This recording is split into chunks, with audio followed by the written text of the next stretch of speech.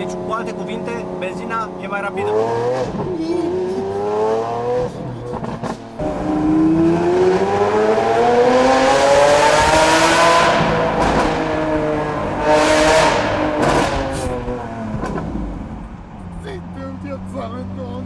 Mulțumesc că eu sunt sănătos, că familia mea e sănătoasă, că avem o casă. Eu până atunci am zis, da mă frate, din păcate am această problemă și sunt deprimat, sunt foarte supărat pentru că nu am anumite chestii, nu mă pot bucura de viață. Tu e sănătos, mă, frate, tu poți să te duci, să arăți, să miști cu bicicleta, să te conduci. Ce ai face tu dacă n-ai mai avea problema asta de sănătate? Wow!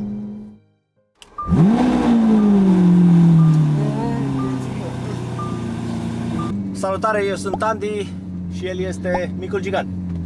Da, mă bucur foarte mult să fiu din nou aici. Dacă vreți cu siguranță să puteți să apreciați și voi acest vlog și să dați și voi un share și o abonare cu mulțumim. Deci, de fiecare dată când vine aici, a treia oară când mă urc în Lamborghini și pot să zic că pur și simplu îmi mulțumesc lui Dumnezeu că nu sunt mai înalt și că mă pot bucura de această mașină pentru că am văzut un nou influencer din cred că America care este mai înalt decât Lamborghini și practic își ia capul din tavan. Da, pentru că era foarte înalt. Da. Ce înălțime ai?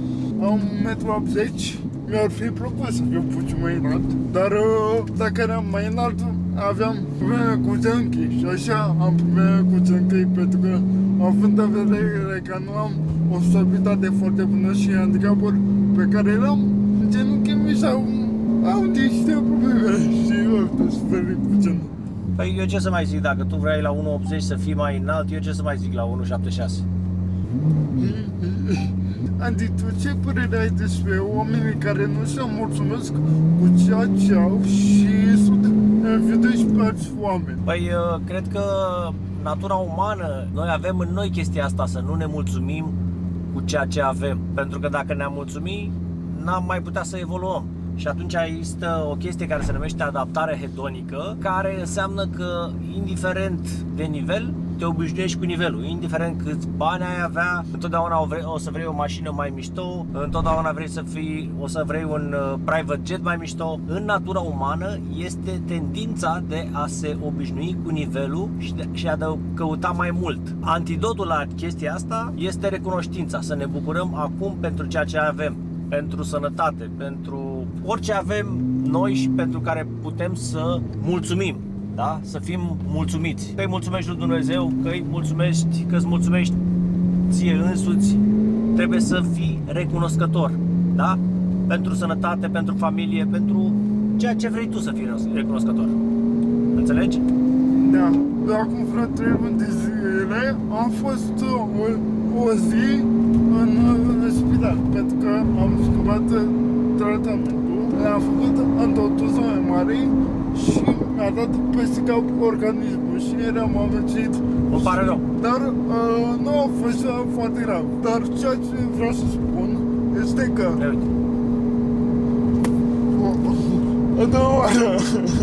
ce am vrut să zic este că dacă ești în spital e foarte, foarte rău. Eu până atunci am zis, da mă frate, din păcate am această problemă și sunt deprimat, sunt foarte supărat pentru că nu am anumite chestii, nu mă pot bucura de viață, dar acel moment în care am ajuns acasă, în dormitorul meu, în camera mea asta, să am TV-ul meu și toate astea, băi, am mulțumit lui Dumnezeu și am zis, Doamne, mulțumesc că eu sunt sănătos, că familia mea e sănătoasă, că avem o casă și că nu suntem dependenți de aparatele din spital. Te-ai simțit cel mai bine acasă? Da, m-am simțit cel mai bine acasă și pe loc am dat că am dizabilitate, că am aceste probleme. Deci, abia când o să zici, Doamne ferește, de când vă zic, atunci când să ajungeți în spital, o să vedeți seama ce înseamnă libertate și sănătatea, pentru că sănătatea sănătatea este pe primul loc. Eu mi-aduc aminte de o povață despre sănătate pe care am învățat-o în clasa a doua. Sănătatea nu ne dăm seama de cât de importantă este decât atunci când o pierdem. Ce părere ai? Foarte corect. Vine tunelul. Da, bă, aici să mor după evacuare. Acum se aude mai tare ca data trecută. Da? Păi da, pentru că i-am pus evacuare. Arbitrix. Arbitrix. Wow. Ia ghici, ce mașină e asta? Îți dau un indiciu. A fost taxi pe Finlanda. Poate te-ai prins că a fost un E-Class, deși în poze se vede că a ars integral și e incredibil ce poate să facă un incendiu. Rămâne doar fierul. Mereu m-am întrebat dacă dau cu bricheta pe o mașină, ia foc? De-aia e bine să ai un stingător la tine, că îți dă o șansă să stingi focul, înainte să ajungă mașina în halul ăsta sau chiar să pățești tu ceva. Mai vedem în raport că a fost taxi și că avea 500.000 de kilometri corecți. Finlanda. Acolo nu se dau kilometri înapoi. Dar mi-a atras atenția că a fost vândută după ce s-a făcut scrum. Oare nu urmează să se ocupe frații polonezi de ea, să o facă de nouă, mai ales că nu a avut parte de accident, deci caroseria și chasiul sunt încă drepte. Am mai văzut cazuri de astea. Deja nu mai mă miră nimic. Și ca să nu dai și tu peste așa ceva, eu zic că e mai bine să verifici orice mașină înainte să o cumperi, pe Car Vertical, că așa poți să afli accidentele sau kilometri dați înapoi. Mai ales că dacă folosești codul secret Andy Popescu sau intri chiar aici pe linkul din descriere, ai cea mai mare reducere posibilă pe Car Vertical. Nu uita codul secret. Nimeni nu știe.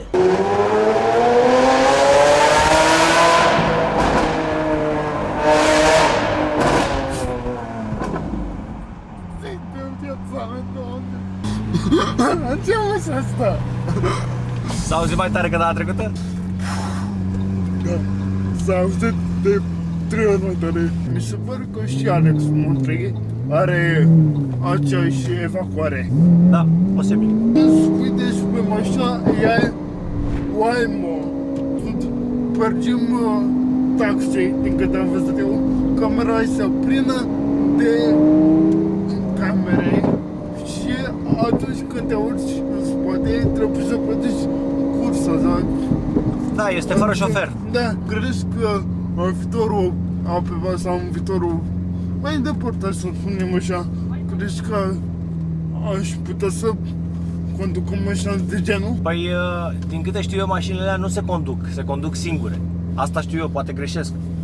Eu știu că Waymo este un taxi fără șofer. Da, nu neapărat să o conduc eu, pentru că nu pot da să am eu mașina mea personală și să mă deplasez eu cu ea din punctul A în punctul B.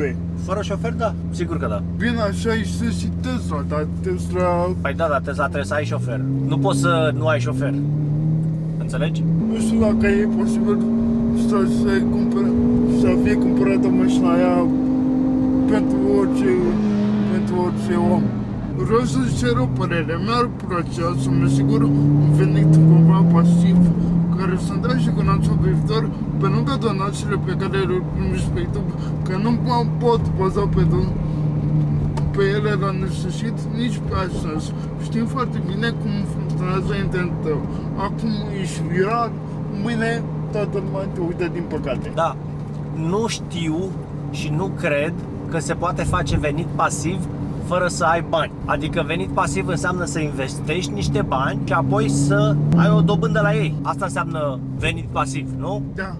Și atunci nu poți să faci venit pasiv fără să ai bani. Asta înseamnă venit pasiv. De exemplu, cumperi un apartament și trăiești din chirie. Pui banii la bancă și plătești din dobândă. Investești în obligațiuni și primești dobândă. E tot așa, m-am gândit să strâng să-mi iau un apartament. Da. Și pe ăla să bag chirie. Și de așa am venit cumva asigurat. Așa este, dar ți-am zis, la 100.000 de euro ai dobândă 750 de euro la chirie. Da. Da? Da. La obligațiuni este dublu. Ai 1300 de euro. Deci depinde cât de mult vrei să riști. Întrebare opțională. Cât ați vrea proiectul Corsa și câți oameni ați avut în staff?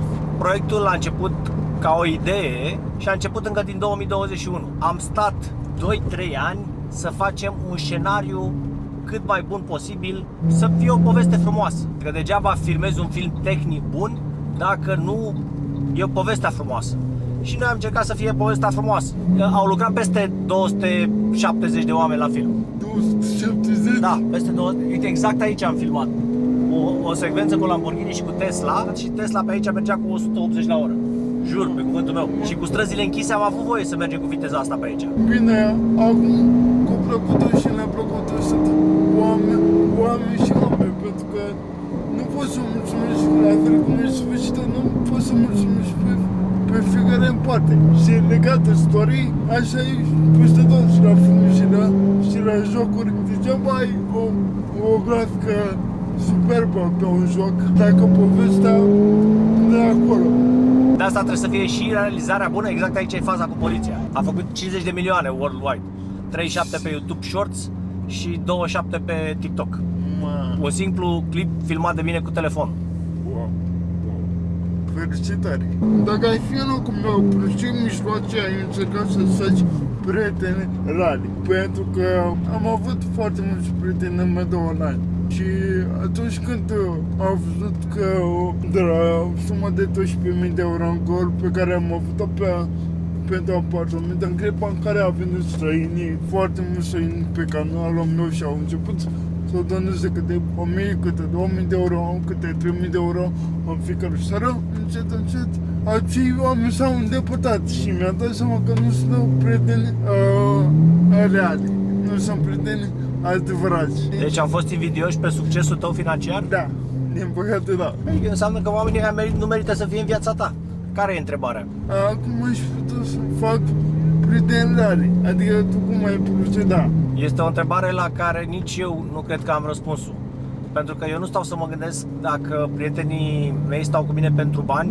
Nu am un răspuns la întrebarea asta. Dacă aveam un răspuns, Andrei, ți-l dădeam cu mare plăcere. Da. Dar sunt convins că poți să-ți dea un răspuns ChatGPT-ul sau comentariile de aici. Da. Ai întrebat ChatGPT-ul?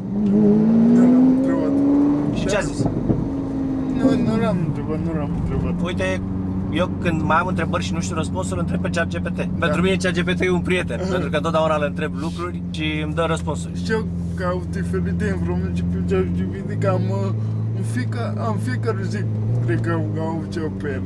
Dar ca să revin puțin la întrebarea respectivă, vreau să nu se înțelegă faptul că toți oamenii, toți prietenii pe care îi am acum, toți au fost ca ei. Cei care m-au lăsat, nu am prieteni foarte buni pe care i-am descoperit după aia și mă înțeleg foarte bine cu ei, doar că nu oameni, când am văzut că am început să am bani, au plecat.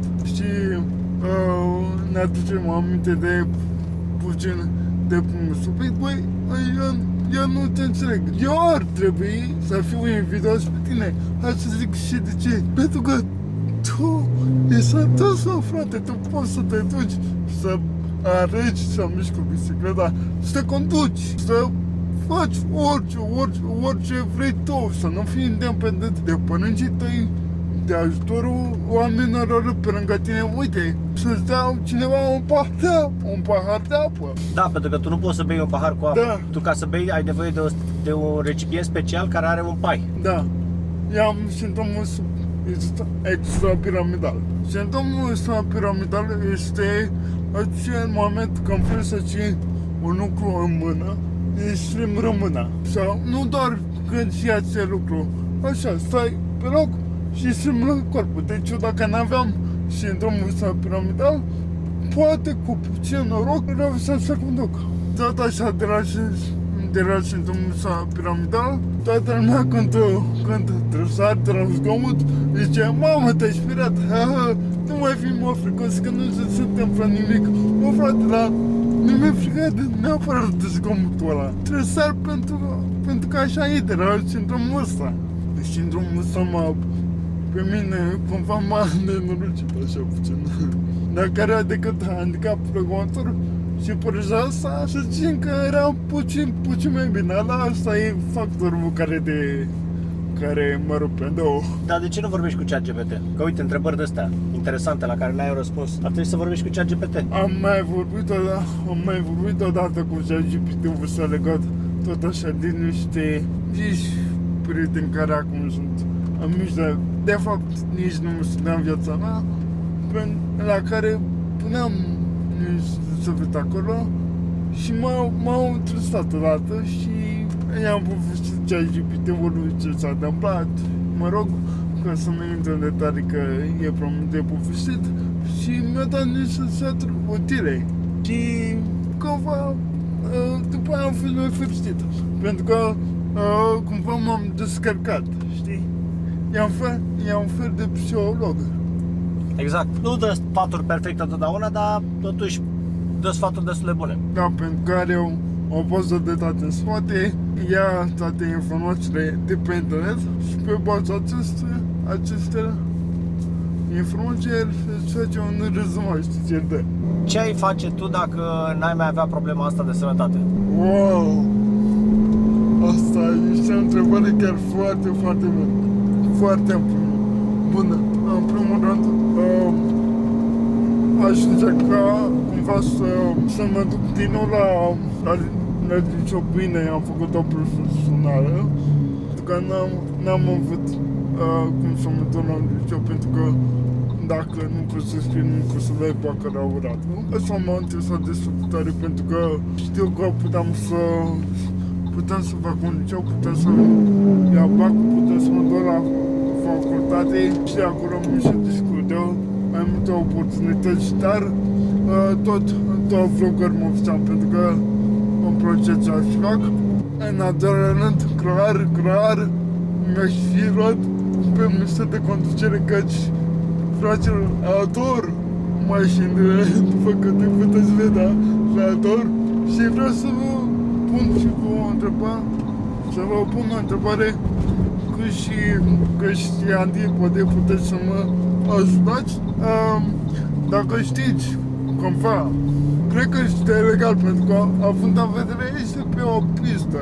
Dacă cineva, sau dacă cunoașteți pe cineva care are o mașină cu dublă comandă, care ar fi disponibil, nu știu, să mergem pe o pistă, să încerc și eu să conduc bine pista să fie goală, o închiriem, nu e problemă de asta, dar cumva aș vrea și eu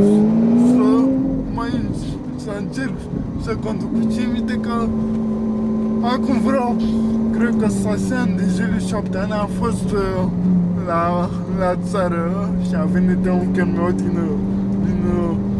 Franța, acum mașina hidromută și pe câmp, adică pe câmp, unde nu erau autovehicule, nimic, m-a lăsat să conduc cu mamă și a fost o senzație atât de plăcută să simt eu în mână volan, să simt pedalele, să am fost o experiență de netescris pentru mine, așa că dacă aveți mașină de genul, ne ajutați și mă contactați.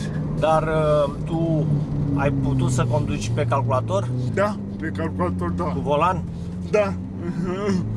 Cred că mi-am luat toate jocurile cu mașini și l-am terminat volan. Pe lângă asta, ce-și mai face? Pur și simplu, bine că acum am apartamentul meu, l-aș pune aron mai. Fraților, vă mulțumesc foarte frumos că ați avut grijă de mine. Pentru mine a semnat enorm de mult să v-am lângă mine și în continuare v-am lângă mine, dar aș vrea să mă descurc și că până la urmă asta înseamnă viața, că părintele îți dă startul. Și după aceea tu încet prinzi aripi, pentru ca să ne dezvoltăm ca oameni în această societate. Și da, mi-ar plăcea extrem de mult să locuiesc singur, să îmi plătesc, bine, îmi plătesc singur factorile, dar sentimentul să știi, trebuie să-mi gătesc, trebuie să spăl, să ai singur grijă de tine. Să ai singur grijă de tine, asta mi-ar place extrem de mult. Nu știu ce să mă face, că mi-ai luat așa repede. Ce asta m-a venit în minte acum. Bine, aș încerca să fac orice. Dar și să-mi iau un hamburger și să sun așa. Deci nu știu pe filmare cum s-aude, dar în real life, Doamne, cum poate să audă mașina asta, e formidabilante și foarte mult pentru că ai acceptat din nou să faci un vlog. E ceva foarte wow pentru mine. Și mie îmi place și sunt conștient că legat de ce ziceai tu, ce probleme de oameni care nu se mulțumesc, fiind să cred că e normal să ai adaptarea hedonică, să nu te mulțumești, dar dacă ai recunoștință pentru ceea ce ai, atunci te mulțumești cu ceea ce ai. Da, uite, am văzut o chestie care cumva m-a marcat. Ok, am pus o foarte mișto pe internet. Era unul cu un avion. Ți-l vede unul din Da, că știu. din Și ăla care stătea în stația de autobuz visa o mașină, Da. Și ăla care stătea în căruciorul cu rotile visa să stea în stația de autobuz. Da. Și ăla din stația de autobuz visa să stea într-o mașină și așa mai Așa, departe. așa. Dar ce vreau să spun este că după ce ajungi la un nivel, celelalte plusuri contează foarte puțin. Pe măsură ce depășești câteva mii de euro pe lună, fiecare ban în plus nu-ți aduce la fel de multă satisfacție. Asta e părerea mea. Da, poate greșesc, că na. Din cerul le știu pe toate.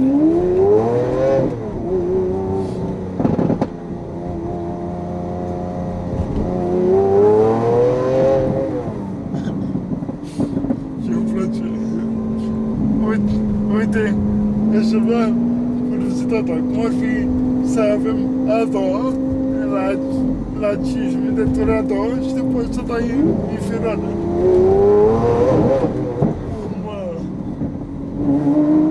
Să vedem cum o să-ți separă dacă mi iau M8, că vreau să-mi iau M8. Ce e, mă?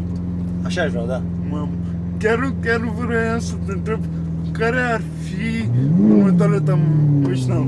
M8, pentru că e o mașină care e cabrio, decapotabilă, 4 locuri, 625 de cai stock, poți să o duc ușor în 750 de cai. Și are propulsie în spate? Are 4x4 și dacă apeși butonul are doar spate.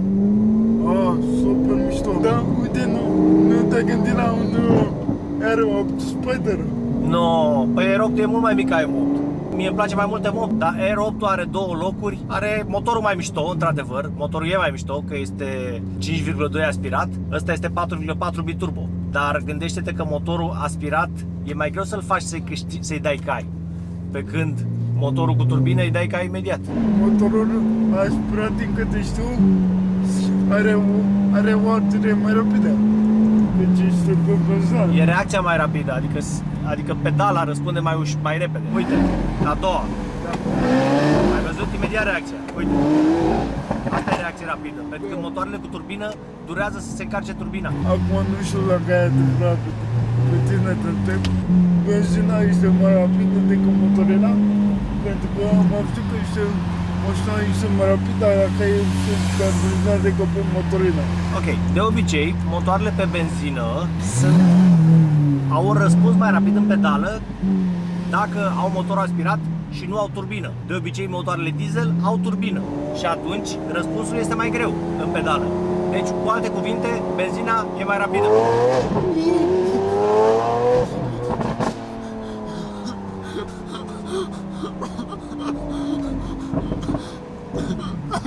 Aoleu!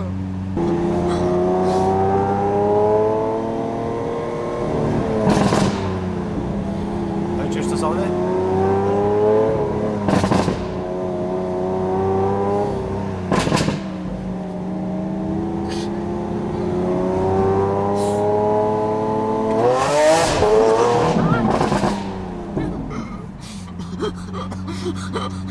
Oi, de lei! Deci, măcar o dată în viața voastră ar trebui, nu știu, să vă urcați într-un Lamborghini. Măcar o dată în viața voastră, pentru că oricât de supărat ai fi, deprimat, trist și toate astea în un loc, bă, trebuie neapărat să te uiți în Lamborghini și în 2002 te vei fi fericit. Da, Andrei, dar nu pe toată lumea face fericită o mașină. Pe tine te fac fericit mașinile și atunci de-aia îți place. Sunt oameni care nu dau 2 bani pe Lamborghini, să știi. Și eu înțeleg chestia asta. Dar nu, haide!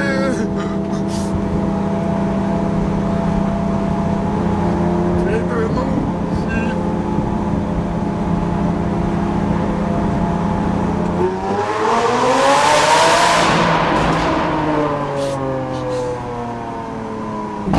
Wow.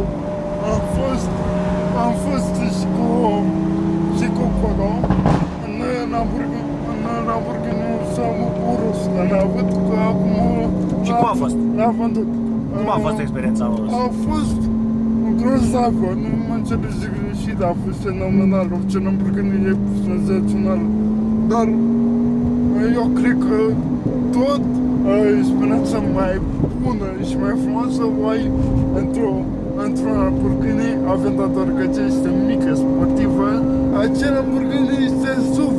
Bine, și acolo eu și experiență foarte, foarte, foarte tare, cum am spus. Da, așa duce oricând un Aventador. Da, mie nu mi se pare mică Aventador. Selenca, de exemplu, mi se pare o mașină mică. Sau Z4, asta nu mi se pare o mașină mică, asta mi se pare o mașină mare.